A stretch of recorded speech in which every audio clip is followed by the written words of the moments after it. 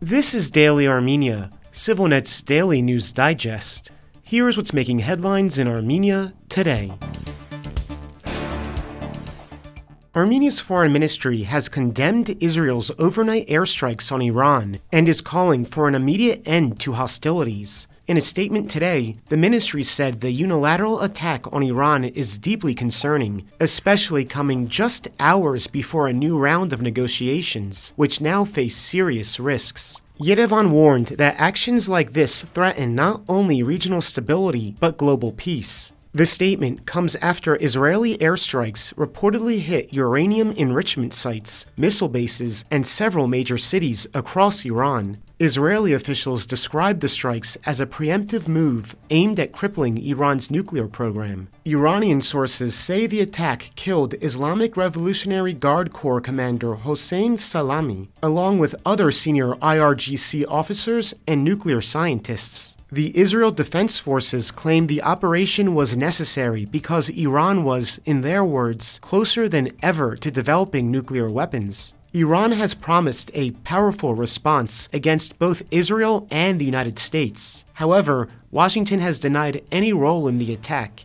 U.S. President Donald Trump wrote on social media today that Iran must make a deal before there is nothing left, and to just do it before it is too late.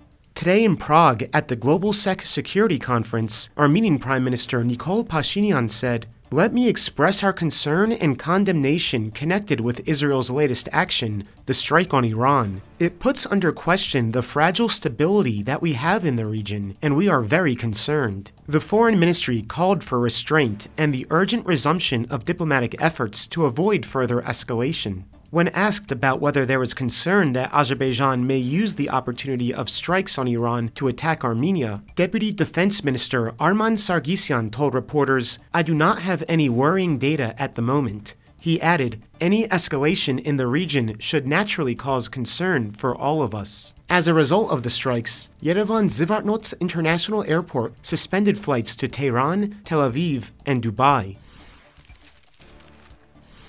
Media reports suggest that Prime Minister Nikol Pashinyan may travel to Turkey late next week for a meeting with President Recep Tayyip Erdogan. Speaking to CivilNet yesterday, the Prime Minister's spokesperson Nazeli Baghdasaryan neither confirmed nor denied the report, stating that details of the Prime Minister's trips are announced in due time. Pashinyan and Erdogan last spoke by phone on June 5th, discussing Armenia-Turkey relations and broader regional developments. Both leaders agreed to continue the dialogue. President Erdogan stressed the importance of a comprehensive regional settlement and peaceful negotiations between Armenia and Azerbaijan, and welcomed the ongoing contacts between Ankara and Yerevan. Their most recent in-person meeting took place last month in Tirana. The normalization process between Armenia and Turkey began in early 2022. While the two sides agreed that year to open their shared land border for third country nationals, implementation has stalled. Observers believe Ankara has delayed progress due to pressure from Baku.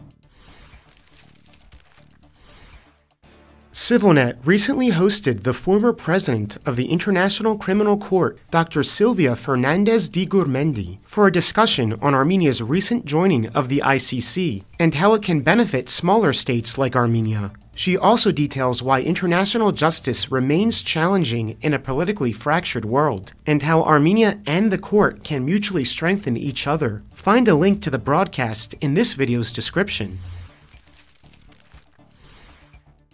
And finally, the CivilNet number of the day is 126. That's because today marks the 126th anniversary of the birth of Armenian writer Axel Bakuns. He was a writer whose prose is said to have the qualities of poetry. Some of his best-known short stories include Alpyagan Manushak and the collection Mtnadzor.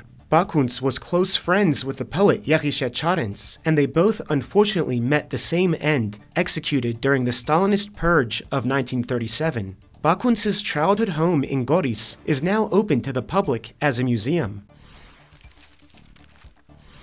And as always, please follow CivilNet for the latest news and independent reporting from our contributors on the ground here in Armenia.